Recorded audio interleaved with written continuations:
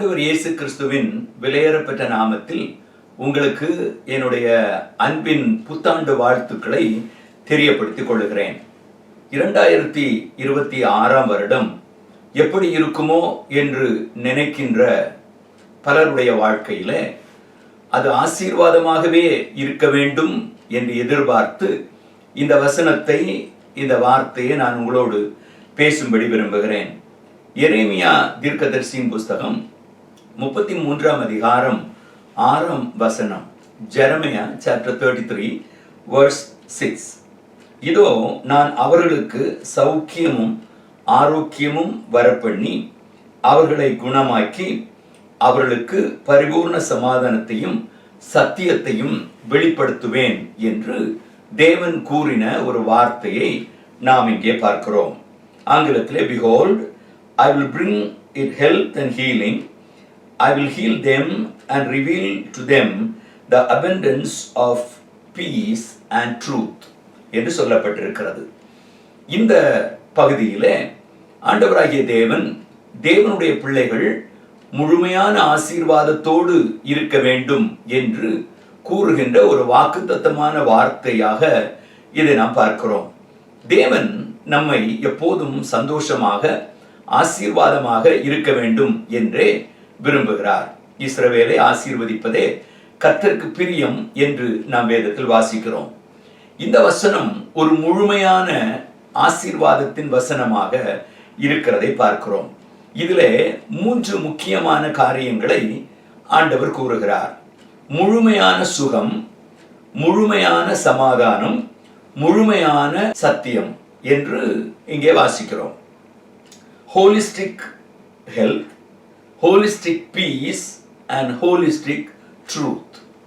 முழுமையான சுகம், முழுமையான சமாதானம், முழுமையான சத்தியம் என்று ஆண்டவர் கூறுகிறார்.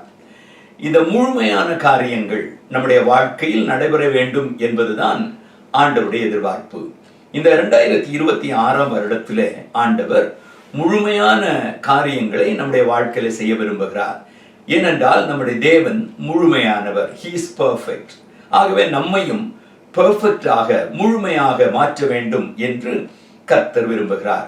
எனவேதான் வேதத்திலே நாம் வாசிக்கும் போது 3 யோவான் 2வது வசனத்திலே உன் ஆத்துமா வாழ்கிறது போல எல்லாவற்றிலும் நீ வாழ்ந்து சுகமாய் இருக்க வேண்டும் என்று விரும்புகிறேன் என்று வாசிக்கிறோம். ஆகவே முழுமையான ஒரு சுகம், சரீர சுகத்தை குறித்து நமக்கு நன்றாக தெரியும். சரீரத்திலே ஒரு வியாதி வந்தால் அந்த வியாதியிலிருந்து விடுதலை பெற வேண்டும் என்று நாம் விரும்புகிறோம். ஆண்டவராகிய தேவன் இங்கே சொல்லுகிறார், நான் அவர்களுக்கு சௌக்கியமும் ஆரோக்கியமும் வரப்பண்ணி அவர்களை குணமாக்கி என்று சொல்லுகிறார். அப்படியானால் நாம் சுகமாயிருக்க வேண்டும் என்பது ஆண்டவருடைய பிரியம். நாம் எப்போதும் வெறும் சரீர சுகத்தை மட்டும் பெரிதாக சொல்லுவதை பார்க்கிறோம். சரீர சுகவீனம் வந்தால் மருத்துவரை தேடுகிறோம், அல்லது எப்படியாவது பரிகாரிகளை தேடி அதிலிருந்து விடுதலை பெற வேண்டும் என்று விரும்புகிறோம். ஆனால் பல வேளைகளிலே நம்முடைய சரீர சுகவீனத்துக்கு காரணம் நம்முடைய ஆத்துமாவிலும் ஆவியிலும் இருக்கிற சுகவீனங்கள் என்பதை நாம் மறந்து போகக்கூடாது. இன்றைக்கு இருக்கின்ற பல வியாதிகள் இந்த சைக்கலாஜிக்கல் அல்லது நம்முடைய ஆத்துமாவிலே உண்டாகிற வியாதிகள். ஆண்டவர் இந்த நாளிலே முழுமையான சுகத்தை, ஆவி, ஆத்துமா, சரீரத்திலே நமக்கு சுகத்தை கொடுக்கும்படி விரும்புகிறார். இந்த நாளிலே நான் நம்முடைய வாழ்க்கையிலே நடைபெறுகின்ற பல போராட்டங்கள், வருகின்ற பல சுகவீனங்கள், இவைகளிலிருந்து இந்த 2026 வருடத்திலே சுகம் பெற்றுக்கொள்ள வேண்டும், விடுதலை பெற்றுக்கொள்ள வேண்டும் என்பதை ஆண்டவர் விரும்புகிறார். அதையே நான் உங்களுக்கு சொல்லும்படி விரும்புகிறேன். சைக்கலாஜிக்கலி அல்லது நம்முடைய ஆத்துமாவிலே உண்டாகிற வியாதிகள், ஏன் அங்கே நமக்கு சுகவீனம் வருகிறது, பலவீனம் வருகிறது என்று பார்த்தால் 2 முக்கியமான காரியங்களிலே வருகிற சுகவீனங்களை வேதமும் நமக்கு சொல்லுகிறது, சுபாவமும் நமக்கு சொல்லுகிறதை பார்க்கிறோம். நம்முடைய வாழ்க்கையிலே if you have a healthy finance, முதலாவது பொருளாதாரத்திலே சுகம். இந்த பொருளாதார சுகம் நமக்கு வியாதிகளிலிருந்து நம்மை விடுதலையாக்கும். பொருளாதாரத்திலே சுகம் குறைந்து விட்டால் நமக்கு அதனாலே பலவிதமான தொந்தரவுகளும் பிரச்சனைகளும் வேதனைகளும் தொடர்ந்து வருகிறது. அதுவே பின்னாளில் சரீர சுகவீனமாகவும் மாறுகிறதை பார்க்கிறோம். இரண்டாவது, ஹெல்த்தி ரிலேஷன்ஷிப்ஸ். உலகத்தில் நாம் மற்றவர்களோடு வாழும்போது நமக்கு இருக்கிற உறவுகள், இந்த உறவுகளிலே ஹெல்த்தியாக இருப்போமானால் அது நமக்கு முழுமையான சுகத்தை கொடுக்கும். மூன்றாவது, தேவனோடு உள்ள உறவிலே சுகம் இருக்க வேண்டும். இந்த மூன்று காரியங்களிலும் வருகிற சுகம், அந்த சுகத்தை கர்த்தர் இன்றைக்கு தர விரும்புகிறார். இந்த மூன்று காரியங்களிலும் வருகின்ற சுகம் என்று சொல்வது நமக்கு அது சரீரத்திலும் ஆத்துமாவிலும் ஆவியிலும் சுகத்தை உண்டாக்கும். ஹெல்த்தி ஃபைனான்ஸ் ஒன்று. இரண்டாவது, ஹெல்த்தி ரிலேஷன்ஷிப் வித் பீப்புள். மூன்றாவது, ஹெல்த்தி ரிலேஷன்ஷிப் வித் காட். இதைத்தான் முழுமையான சுகம் என்று கர்த்தர் விரும்புகிறார். இந்த முழுமையான பொருளாதார சுகம் என்பது பல வேளைகளில் நமக்கு இருப்பதில்லை. இந்த முழுமையான பொருளாதார சுகம் ஏன் இல்லை என்பதை நாம் பார்க்க வேண்டும். இந்த சுகம், பணம் ஏராளம் இருந்தால் சுகம் இருக்குமா, கொஞ்சம் இருந்தால் சுகம் இருக்குமா என்று பார்த்தால் ரெண்டும் இருந்தாலும் சுகம் இருக்கலாம், சுகம் இல்லாமலும் இருக்கலாம். ஏராளமான பணம் இருப்பதினாலே பொருளாதார சுகம், பொருளாதார சந்தோஷம் எல்லாருக்கும் இருந்து விடுவதில்லை. ஒன்றும் இல்லாததினாலே பொருளாதார சுகம் எடுத்து விடப்படும் என்று சொல்ல முடியாது.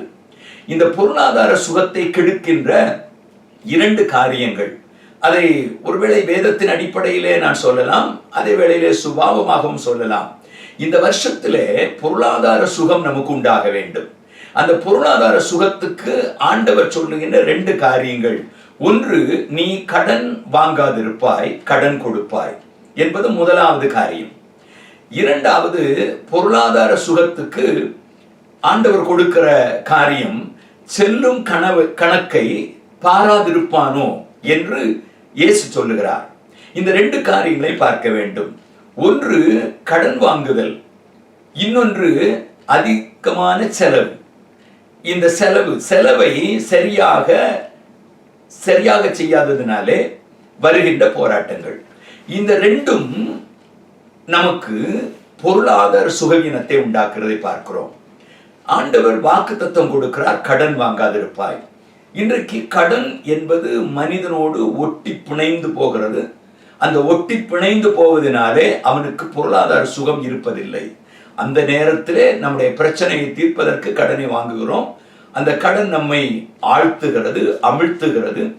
அதனை கொடுக்க முடியாத நேரத்திலே சுகவீனம் உண்டாகிறது, கலக்கம் உண்டாகிறது, பொருளாதார சுகம் அற்று போகிறது.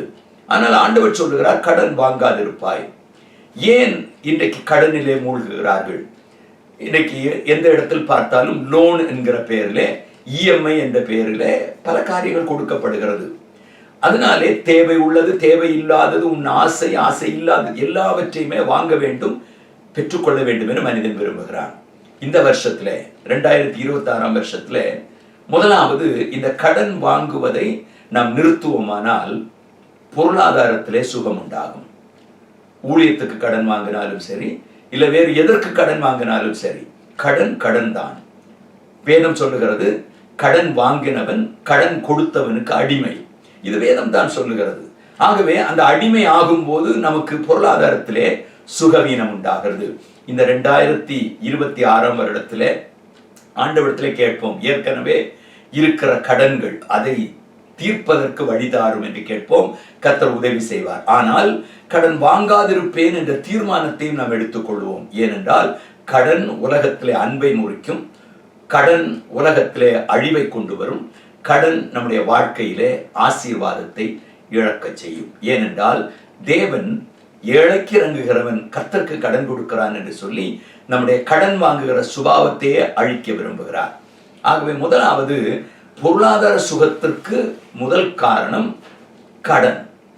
கடன் வாங்காதிருத்தல். இரண்டாவது செலவு, தேவையற்ற செலவுகள். உன்னுடைய செலவை நீ சரி பண்ணி கொள்ள வேண்டும். நாம் இஷ்டத்துக்கு செலவு பண்ணுவதற்கு ஆண்டவர் நம்மை அழைக்கவில்லை. இன்றைக்கு அநேகருக்கு ஆசை, பேராசை. இந்த பேராசையினாலே அவர்கள் பணத்தை கடன் வாங்குகிறார்கள். இல்லாவிட்டால் அந்த அந்த பணத்தை செலவிடுகிற முறையை அவர்கள் தவறிவிடுகிறார்கள். சரியாக செலவழிக்க முடியவில்லை. கையில் இருக்கிற பணம் எல்லாம் வெற்றி போய்கிறது. ஆகவே பொருளாதாரத்திலே சுகவீனம் அடைகிறார்கள். இன்னைக்கு ஆண்டவர் நம்மை பொருளாதாரத்திலே சுகமுள்ளவர்களாய் மாற்ற விரும்புகிறார்.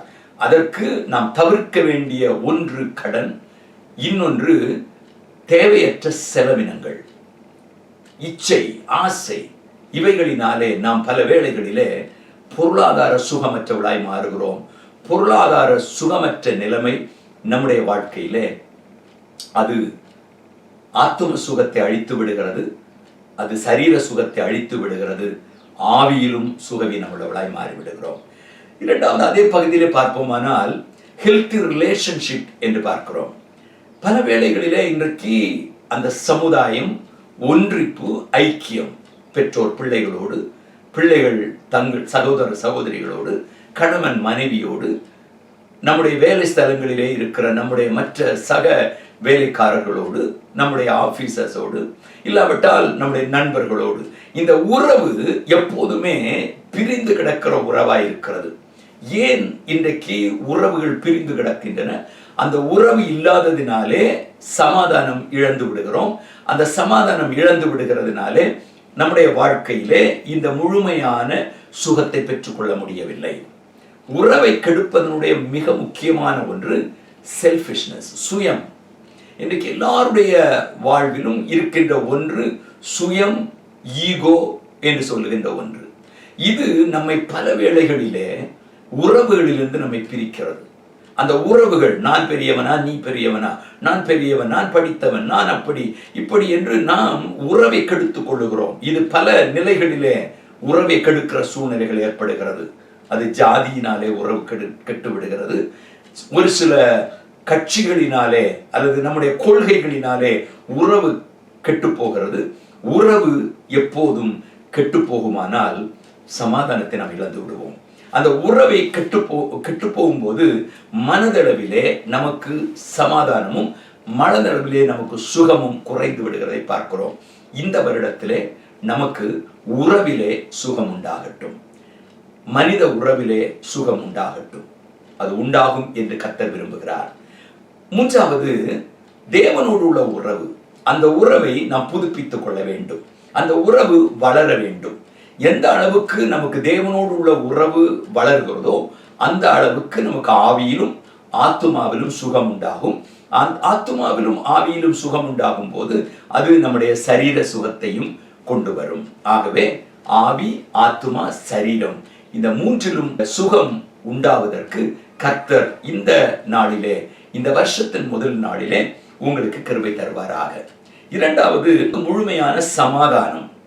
வேதம் சொல்லுகிறது, உம்மை உறுதியாய் பற்றி கொண்ட மனதை உடையவன் உம்மையே நம்பியிருக்கிறபடியால் அவனை பூரண சமாதானத்துடன் காத்து கொள்வீர். ஏசாயா 26:3. இன்றைக்கு நமக்கு தேவை பூரண சமாதானம். குடும்பங்களில் சமாதானம் கேடுகள் வந்திருக்கிறது. தேசங்களிலே சமாதான கேடுகள், குழுக்களிலே, ஊர்களிலே, நகரங்களிலே சமாதானம் இழந்து மக்கள் இருக்கிறார்கள். ஏன் சபைகளிலும் சமாதானத்தை மனிதர்கள் இழந்திருக்கிறார்கள். ஆகவே ஆண்டவர் இந்த வருடத்திலே நமக்கு சமாதானத்தை மட்டுமல்ல, பூரண சமாதானத்தை தரும்படி விரும்புகிறார். எல்லா புத்திக்கும் மேலான, உலகம் கொடுக்கக்கூடாத, மனிதர்களால் நினைத்து பார்க்க முடியாத சமாதானத்தை கர்த்தர் நமக்கு தருகிறார் என்பதை நாம் மறந்து போகக்கூடாது. பிலிப்பியர்கள் நிருபம் 4:7 எல்லா புத்திக்கும் மேலான தேவ சமாதானத்தை ஆண்டவர் தருகிறார். இந்த சமாதானம் எப்போது கிடைக்கும் என்பதை ஒரு காரியத்தை சொல்லி நான் அடுத்த பகுதிக்கு செல்ல விரும்புகிறேன். ஆண்டவர் சமாதானம் தருவது போராட்டத்தின் மத்தியிலா, போராட்டம் இல்லாத போதா? மனிதர்கள் நினைக்கிறார்கள், பணம் இருந்தால் சமாதானம் இருக்கும், நமக்கு எல்லாமே நடந்து விட்டால் சமாதானம் இருக்கும், போய்விட்டால் சமாதானம் போய்விடும் என்று நினைக்கிறார்கள். ஆனால் ஆண்டவர் நமக்கு போராட்டத்தின் மத்தியிலும் சமாதானத்தை தர வல்லமை உள்ளவர். அதுதான் பூரண சமாதானம். போராட்டத்தின் மத்தியிலும் சமாதானம், சந்தோஷமாய் இருக்கும் போதும் சமாதானம், எல்லாம் கிடைக்கும் போதும் சமாதானம், இழக்கும் போதும் சமாதானம். அந்த சமாதானத்தை ஆண்டவர் தருகிறார். உலகத்திலே புயலுக்கு பின் அமைதி என்று சொல்லுவார்கள். அது உண்மைதான். ஆனால் புயலுக்கு பின் அமைதியை விட புயலுக்குள் ஒரு அமைதி இருக்கிறது. புயலுக்குள் இருக்கிற அமைதி அந்த புயலினுடைய அந்த சைக்ளோனுடைய நியூக்ளியஸ்ல இருக்கும், அந்த சென்டர்ல அமைதி இருக்கும். நான் பல நேரங்களிலே பலரோடு அதை குறித்து பேசி இருக்கிறேன், அனுபவத்தை சொல்லி இருக்கிறார்கள். சில நேரங்களிலே பெரிய புயல் அடித்திருக்கும், ஒரு 5 வீடுகள் மட்டும் பாதுகாக்கப்பட்டிருக்கும். ஏனென்றால் அந்த வீடுகள் நியூக்ளியஸ்ல இருப்பதனால. அப்படியானால் புயலுக்குள்ளும் கர்த்தர் அமைதியை தருகிறவர். அப்படியானால் நியூக்ளியஸ்ல நம்ம இருக்கணும், சென்டர்ல கர்த்தர் இருக்கிறார். நம்முடைய வாழ்க்கையினுடைய நடுவாக தேவன் இருக்க வேண்டும். அவரோடு கூட நாம் இணைந்திருப்போமானால் புயலுக்கு உள்ளும் நமக்கு அமைதி இருக்கும், புயலுக்கு பின்னாலும் அமைதி இருக்கும். உலகத்தில் மக்களுக்கு அந்த புயலுக்கு பின் தான் அமைதி இருக்கும். ஆனால் அந்த நியூக்ளியஸ்ல அந்த நடுவிலே இருக்கிறவர்களுக்கு புயலுக்கும் அமைதி இருக்கும், புயலுக்கு பின்னும் அமைதி இருக்கும். நம் வாழ்க்கையிலே அந்த பூரண சமாதானத்தை கர்த்தர் நமக்கு தருவாராக. கடைசியாக இந்த முழுமையான சத்தியத்தை நான் வெளிப்படுத்துவேன் என்று ஆண்டவர் சொல்லுகிறார். முதலாவது முழுமையான சுகம், இரண்டாவது முழுமையான சமாதானம். இந்த முழுமையான சமாதானம் முழுமையான சுகத்தை கொடுக்கும். அதே வேளையிலே முழுமையான சத்தியத்தை கர்த்தர் நமக்கு தர விரும்புகிறார். முழுமையான சத்தியம் என்றால் என்ன? இன்றைக்கு சத்தியம் என்றாலே உடனே உபதேசம் என்று சிலர் சொல்லுகிறார்கள். சிலர் போதிக்கிற அந்த வார்த்தைகள் சத்தியம் என்று சொல்லுகிறார்கள்.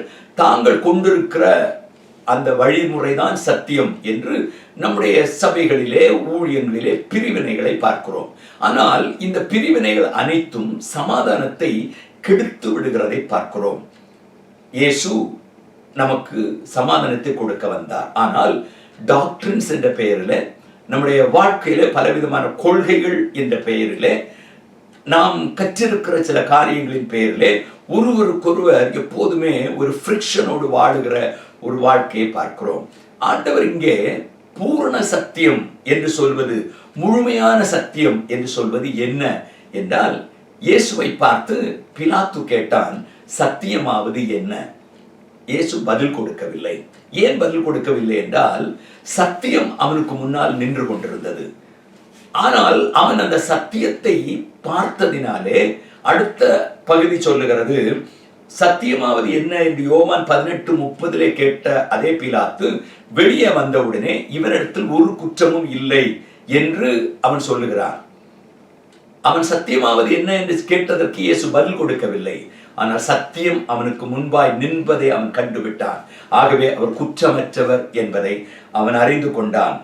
இன்றைக்கு சத்தியம் என்பது வியாக்கியானமாக மாறிவிட்டது. இந்த வியாக்கியானங்கள் பல நேரங்களிலே பிரிவினையை கொண்டு வந்து சமாதானத்தை இழக்கச் செய்கிறது. சத்தியம் என்றால் யார்? நானே வழியும், நானே சத்தியமும், நானே ஜீவனுமாய் இருக்கிறேன் என்று ஆண்டவர் இயேசு கிறிஸ்து சொன்னார். இயேசுவை முழுமையாக பின்பற்றுவதுதான் சத்தியம். இயேசு சொன்ன காரியங்களை பின்பற்றுவதுதான் சத்தியம். இன்றைக்கு காஸ்பல்ஸ்ல அல்லது இயேசுவினுடைய சுவிசேஷங்களிலே இயேசுவை குறித்து அதிகமாக சொல்லப்பட்டிருக்கிறது. ஆனால் பல நேரங்களிலே நாம் இயேசு சொன்ன ஒரு பகுதியை மட்டும் முக்கியப்படுத்தி அதுதான் சத்தியம் என்று போதிக்கிற நிலைக்கு நான் வந்திருக்கிறோம். இல்லை தேவனுடைய பிள்ளைகளே, நம் இயேசுவை முழுமையாக அறிந்து கொள்ள வேண்டும். அவர் எல்லாவற்றை குறித்தும் பேசியிருக்கிறார். அவர் கிருபையை குறித்து பேசியிருக்கிறார், சத்தியத்தை குறித்து பேசியிருக்கிறார், பரலோக ராஜ்யத்தை குறித்து பேசியிருக்கிறார், அவர் ரட்சிப்பை குறித்து பேசியிருக்கிறார், மனம் திரும்புதலை குறித்து பேசியிருக்கிறார், ஞான ஸ்நானத்தை குறித்து பேசியிருக்கிறார், ஒவ்வொன்றை குறித்து ஆண்டவர் பேசியிருக்கிறார். வருகையை குறித்து பேசியிருக்கிறார், 2ஆம் வருகையை குறித்து பேசியிருக்கிறார், நியாய தீர்ப்பை குறித்து பேசியிருக்கிறார். எல்லாவற்றையும் அவர் பேசியிருக்கிறார். ஒன்றை மட்டும் நாம் பிடித்து வைத்துக் கொண்டு அவர் இதைத்தான் பேசினார் என்று நாம் பிரிவினை பண்ணுவதனாலே சத்தியத்தின் அடிப்படையிலே நாம் பிரிந்து விடுகிறோம், சமாதானத்தை இழந்து விடுகிறோம். ஆனால் ஆண்டவர் சொல்லுகிறார், என் கற்பனைகளை நீங்கள் கை கொள்ளுங்கள், என் மேல் நீங்கள் அன்பு வைத்தால் நான் சொல்லுகிற வார்த்தைகளுக்கு கீழ்ப்படியுங்கள் என்று ஆண்டவர் சொல்லுகிறார். அதுதான் முழுமையான சத்தியம். வேதத்தை முழுமையாக பின்பற்ற வேண்டும். இன்றைக்கு நாம் வியாக்கியானம் செய்வதிலே பிரிந்து கிடந்து அதிலே சமாதானத்தை இழந்து அதிலே கசப்பை உண்டாக்கி சில நேரங்களிலே பரலோகத்தையும் இழந்து விடுவோமோ என்று எனக்கு தெரியவில்லை. என்று கேட்கின்ற அருமையான தேவனுடைய பிள்ளைகளே, இந்த நாளிலே, இந்த வருஷத்துல 2026 வருஷத்துல ஆண்டவர் நமக்கு முழுமையான சுகத்தை தர விரும்புகிறார். உடைய ஆவியிலே, ஆத்மாவிலே, சரீரத்திலே சுகத்தை தரும்படி விரும்புகிறார். பெற்றுக்கொள்ள நாம் ஆயத்தமாய் இருக்க வேண்டும். அவர் தருகிறார். சுகத்தை தருவேன் என்று சொன்னவர் அவர் தருவார். பரிபூர்ண சுகத்தை, முழுமையான சுகத்தை தருவேன் என்றவர் அவர் நிச்சயமாய் தருவார். அதுபோல முழுமையான சமாதானத்தை தருவேன் என்று அவர் சொன்னால் அவர் நிச்சயமாகவே செய்வார். முழுமையான சத்தியத்தை நான் வெளிப்படுத்துவேன் என்றால் அதை நிச்சயமாகவே அவர் வெளிப்படுத்துவார். ஆகவே தேவ பிள்ளைகளாகி நீங்களும் நானும் இந்த வருடத்திலே பரிபூர்ண சுகத்தையும் முழுமையான சுகத்தையும், முழுமையான சுகம் என்று சொல்லும்போது ஆவி, ஆத்மா, சரீரத்திலே உண்டாகிற சுகம், அந்த சுகம் ஹெல்த்தி ஃபைனான்ஸ்னால உண்டாகிறது, சுகமான பொருளாதாரத்தினாலே, இரண்டாவது சுகமான உறவுகளினாலே உண்டாகிறது, தேவனோடு உள்ள சுகமான உறவுகளினாலே உண்டாகிறது. ஆகவே தேவ பிள்ளைகளே, ஆண்டவர் இந்த முழுமையான சுகத்தை நமக்கு தரும்படி விரும்புகிறார். முழுமையான சமாதானத்தை தரும்படி விரும்புகிறார். எல்லா புத்திக்கும் மேலான தேவ சமாதானம், உலகம் கொடுக்க முடியாத சமாதானத்தை இந்த நாளிலே, இந்த வருஷத்திலே நமக்கு தர விரும்புகிறார். மூன்றாவது, பரிபூர்ண சத்தியத்தை, முழுமையான சத்தியத்தை, இயேசுவை முழுமையாக உங்களுக்கு அவர் அருளி செய்ய விரும்புகிறார். தம்மை முற்றிலுமாக அர்ப்பணித்திருக்கிறார். நாம் செய்ய வேண்டிய ஒன்றே ஒன்றுதான், பெற்றுக்கொள்ள வேண்டும். பெற்றுக்கொள்ளதை காத்து கொள்ள வேண்டும். சமாதானம் தரப்போகிறார். முழுமையான சுகத்தை தரப்போகிறார். முழுமையான சத்தியத்தை தருவேன் என்று சொல்லுகிறார். கீழ்ப்படிவோம், அர்ப்பணிப்போம், அவருக்காக வாழுவோம். இந்த 2026 வருடம் உங்களுக்கு வளம் உள்ளதாக, ஆசீர்வாதம் உள்ளதாக, நிலையானதாக, தேவனோடு இணைந்த வாழ்க்கையாக, அனைத்து ஆசீர்வாதங்களையும் பெற்று தருகிற ஆண்டாக இருக்கட்டும். கர்த்தர் உங்களோடு கூட இருப்பாராக. உறவை விட்டு விடாதிருங்கள். மனித உறவு, தேவ உறவு, இவை அனைத்தும் தேவன் நமக்கு தர விரும்புகிறார். பொருளாதார சுகத்தை தர விரும்புகிறார். பெற்றுக்கொள்வோம் முழுமையான சுகத்தையும், முழுமையான சமாதானத்தையும், முழுமையான சத்தியத்தையும். பின்பற்றுவோம், பெற்றுக்கொள்வோம், ஆசீர்வதிக்கப்படுவோம். தேவ கிருபை உங்களோடு கூட இருப்பதாக ஒரு முறை கூட உங்களுக்கு என் புத்தாண்டு வாழ்த்துக்களை தெரியப்படுத்திக் கொள்கிறேன். ஆமென்.